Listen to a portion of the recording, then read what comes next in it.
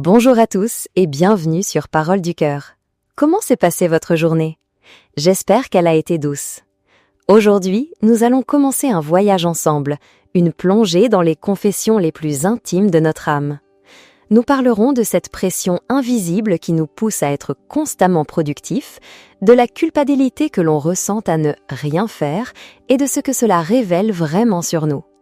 C'est la première partie de notre exploration, alors restez bien jusqu'au bout, car les révélations que nous allons découvrir ensemble pourraient bien changer votre regard sur beaucoup de choses. Que feriez-vous si vous n'aviez absolument rien à faire? Moi, j'irais dormir. Voilà la toute première réponse qui m'est venue à l'esprit. Une réponse un peu banale, presque décevante, je sais. Beaucoup secoueraient la tête avec lassitude en l'entendant. La réponse modèle, celle qu'on attend, serait plutôt « je lirai un livre, j'apprendrai une nouvelle langue ou je chercherai un petit projet à côté pour m'occuper ». On dit souvent que la différence entre une personne ordinaire et quelqu'un d'exceptionnel réside dans la manière dont elle utilise son temps libre. Le temps libre, après le travail, forge les talents, mais il engendre aussi les paresseux, ceux qui se perdent dans l'alcool ou le jeu. Cette idée ne crée pas seulement un fossé dans notre productivité, mais elle dessine aussi la frontière entre une vie de succès et une vie considérée comme médiocre.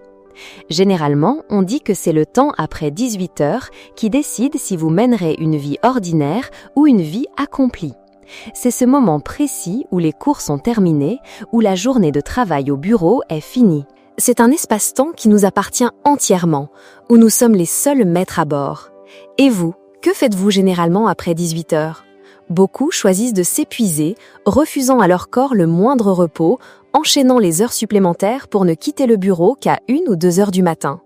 D'autres, au contraire, sont occupés à binge-watcher une série, à faire défiler sans fin les vidéos sur les réseaux sociaux depuis leur lit ou à traîner de café en café avec des amis. Vu de l'extérieur, beaucoup jugeraient cela comme le passe-temps des gens inutiles. Le temps, c'est de l'argent, n'est-ce pas? On nous répète qu'avant 30 ans, si l'on n'a pas une situation stable, une carrière lancée, si notre réussite est plus lente que le vieillissement de nos parents, si dans la force de l'âge on se retrouve sans but, alors on est un raté. Le temps est souvent qualifié d'inutile lorsqu'il ne produit aucune valeur tangible. Une année sans gagner d'argent, une année sans nouvelle réussite professionnelle, une année de mauvais résultats scolaires, une année sans acquérir quelque chose de valeur. C'est ça, être inutile. J'avoue que moi aussi, j'ai été cette personne. Celle qui pensait que faire la grasse matinée était un péché, que passer une journée entière à la maison à regarder des films était un gaspillage monumental. Je me plaignais même de ces pêcheurs qui pouvaient rester des heures au bord d'un lac pour attraper quelques poissons, les considérant comme des rentiers du temps aux passe-temps étranges, typiques de ceux qui n'ont rien de mieux à faire. Pourtant, avec le temps, j'ai compris. J'ai compris que ceux qui choisissent de dormir le font parce qu'ils n'ont pas eu une nuit de sommeil complète depuis une éternité. Que ceux qui se réfugient dans les films cherchent à fuir une réalité trop pesante.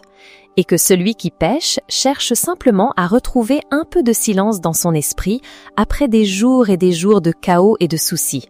En fin de compte, c'est leur manière à eux de rééquilibrer une énergie qu'ils ont perdue. À première vue, leurs actions semblent vides de sens, mais en réalité, elles relèvent du non-agir. Dans sa philosophie, le sage Lao Tzu évoque le concept du Wu Wei. Wu signifie sans et Wei signifie action. Traduit simplement, cela veut dire ne rien faire. Les personnes qui vivent selon ce principe sont souvent sereines et tranquilles, dans un état pur de l'âme, libérées des angoisses, de l'agitation, de la course effrénée. Tout est naturel, léger, comme l'eau qui coule. Prenons un exemple. Imaginez que vous assistiez à la scène d'un tigre s'apprêtant à bondir sur un cerf. Si vous tuez le tigre pour sauver le cerf, vous risquez de condamner à mort toute une portée de tigrons qui attendent leur mère pour manger. Si vous aidez le tigre à attraper le cerf plus facilement, vous êtes cruel envers le cerf. En réalité, la voie la plus juste est de laisser la nature suivre son cours. Ne rien faire. Laisser la nature naître, se développer et s'éteindre selon son propre cycle. La nature et l'univers fonctionnent déjà selon un cycle parfait. Si nous intervenons sur un seul élément, nous risquons de perturber tout le processus. Si nous ne faisons rien, nous garantissons que ce cycle puisse se poursuivre normalement. Alors, pour ces jours où l'on ne sait pas quoi faire, face à ces problèmes qui semblent sans solution, la meilleure chose à faire, selon Lao Tzu, est peut-être de ne rien faire du tout. Cette philosophie du Wu Wei a d'abord suscité une vive controverse. Beaucoup pensaient que ce concept de non-agir poussait les gens vers une forme de paresse, de passivité. Pour eux, il fallait au contraire être dans l'action, faire quelque chose pour avancer et connaître le succès. Le non-agir était étiqueté comme quelque chose de négatif, un manque d'ambition, une absence de volonté. Dans notre culture, qui valorise tant l'action, ne rien faire semble être une folie. Après tout, qui est déjà devenu millionnaire en ne faisant rien ? En réalité, le Wu Wei ne prêche ni l'abandon, ni le laisser-aller, ni la paresse. Il n'encourage pas une indifférence totale, une apathie qui nous transformerait en fantômes sans vie et sans désir. Il nous invite plutôt à lâcher prise sur nos attentes, à savourer chaque instant tel qu'il se présente. L'un des piliers du Wu Wei est d'apprendre à attendre et à observer. Autrement dit, il s'agit d'une manière de préserver son énergie, une compétence essentielle pour chacun d'entre nous. C'est un peu comme cette technique anti-noyade, enseignée depuis le siècle dernier aux nageurs comme aux non-nageurs. Le principe est de laisser son corps se détendre dans l'eau, de bouger ses bras et ses jambes librement, juste assez pour que la tête et la poitrine restent à la surface. La clé de cet exercice est un paradoxe saisissant. Pour remonter à la surface et respirer, il faut d'abord accepter de se laisser couler vers le fond. Au début, pour être honnête, j'étais assez réfractaire à cette idée du Wu Wei. Je savais bien que la patience est une vertu, mais elle n'a jamais été mon point fort. Surtout dans une société où l'on est constamment entouré de gens brillants, pris dans un tourbillon incessant, un rythme de vie effréné, avec tant de choses à gérer. Comment pouvais-je espérer rester là, assis tranquillement au bord d'une rivière, à attendre que le poisson morde ? Je me voyais comme quelqu'un de tout à fait banal. Un physique dans la moyenne, un talent modeste, une situation financière ordinaire. Plus d'une fois, j'ai regardé avec admiration les personnes exceptionnelles autour de moi, puis j'ai baissé les yeux sur ma propre vie avec un soupir. C'est pour cette raison que je me mettais une pression folle, me fixant sans cesse des objectifs à atteindre. Je me répétais avec ferveur que je devais profiter de la force de ma jeunesse pour travailler sans relâche. Ces dernières années, j'ai réalisé que cette agitation permanente, cette anxiété que je ressentais quand je n'avais rien à faire, n'était qu'une forme de productivité toxique. Cet état d'esprit me poussait à travailler sans cesse, même pendant mes moments de repos, jusqu'à l'épuisement total, physique et mental. Assis à mon bureau, je ne ressentais plus qu'un vide immense et mon corps n'avait plus la moindre force. C'est à ce moment-là que le masque de la réussite est tombé, laissant place à des questions profondes sur ce que je poursuivais vraiment. J'ai vu clairement que je n'étais pas heureux, pas en paix, pas serein, incapable de sourire sincèrement. C'était le moment de m'arrêter et de ne rien faire. Certains disent aussi que le Wu Wei est un luxe réservé aux riches, à ceux qui sont nés avec une cuillère en argent dans la bouche. Quand on a le ventre vide, on n'a pas le choix, il faut travailler. Mais il est important de leur rappeler que le Wu Wei, ce n'est pas abandonner ou ne rien faire. C'est une pause, un temps de repos pour rééquilibrer ses énergies, pour prendre du recul afin de mieux repartir. Il faut se souvenir que notre capacité de concentration est limitée.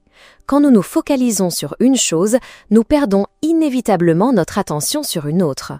Surtout à notre époque de surcharge d'informations, il est difficile de choisir et de se concentrer, ce qui nous fait facilement perdre notre lucidité. Celui qui sait observer et attendre aborde chaque situation avec bien plus de sérénité. Nous définissons la productivité par la création de quelque chose de nouveau, sans considérer que l'entretien et le soin de soi sont tout aussi productifs.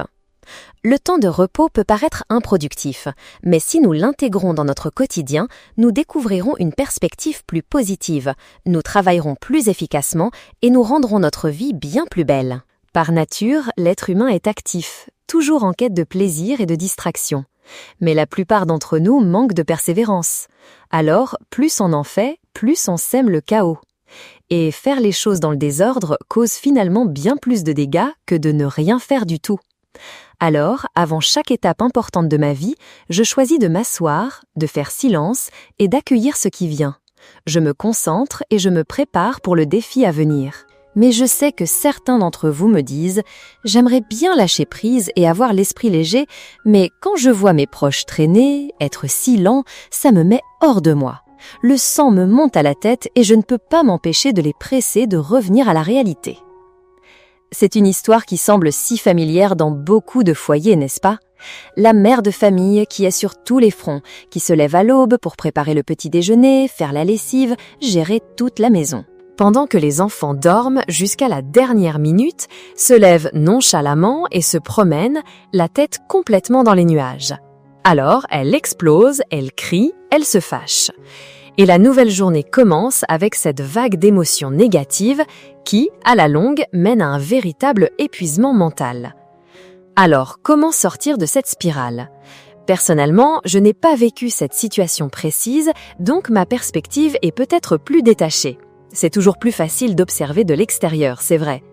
Alors, je vous propose d'essayer de faire exactement ça, prendre du recul pour observer et vous exercer à ce que j'appelle le regard profond. Qu'est-ce que le regard profond? Ce n'est pas simplement constater les choses, c'est regarder pour voir vraiment ce qui se cache derrière, pour remonter à la racine, à l'origine des choses, pour trouver la cause et la dénouer ensemble. Par exemple, avec ce regard, on peut voir que des enfants qui paraissent lents souffrent peut-être simplement d'un trouble du rythme.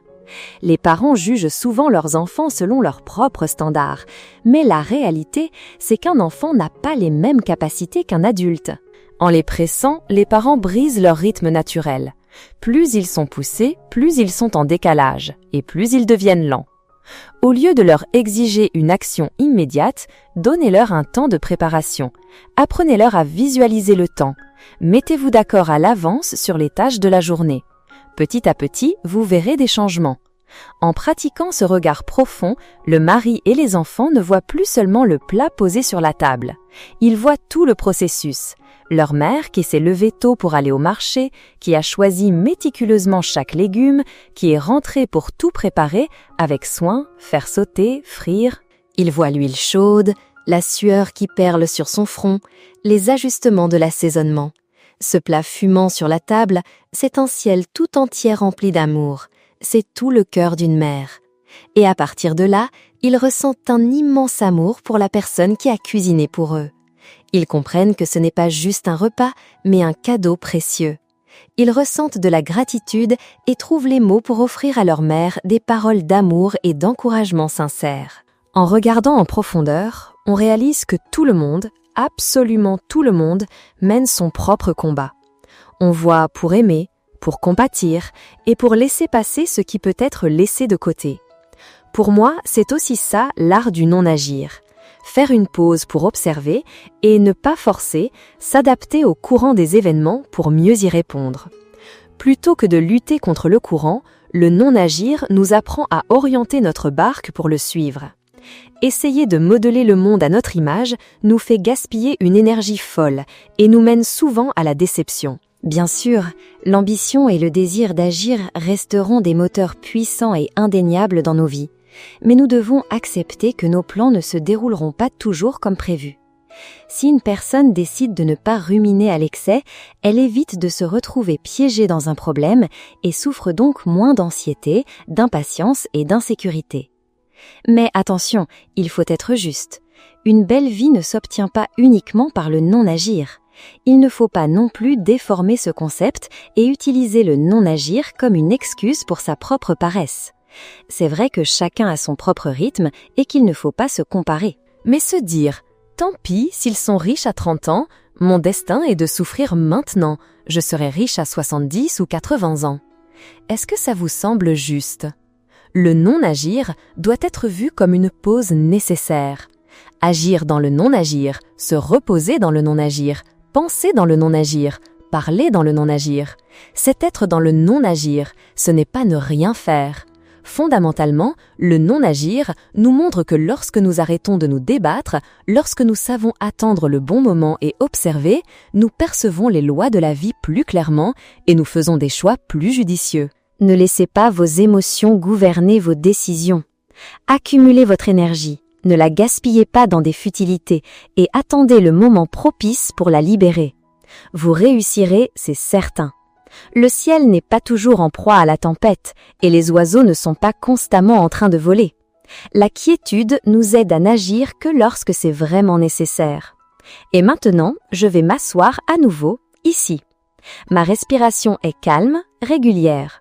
Je laisse mon regard errer et admirer le monde qui m'entoure. En sentant le doux soleil sur mon épaule, je sais, c'est ça, la vie. Merci à vous d'avoir été là, avec moi. Merci infiniment d'avoir partagé ce moment de réflexion jusqu'au bout. Si ces mots ont résonné en vous, n'hésitez pas à laisser un j'aime et à vous abonner à la chaîne Parole du Cœur pour ne manquer aucune de nos prochaines confidences. Partagez cette vidéo avec ceux qui, peut-être, ont besoin de l'entendre. Et surtout, j'adorerais lire vos propres expériences et pensées dans les commentaires. Racontez-moi comment vous trouvez le calme au milieu de vos propres tempêtes. Prenez soin de vous et à très bientôt.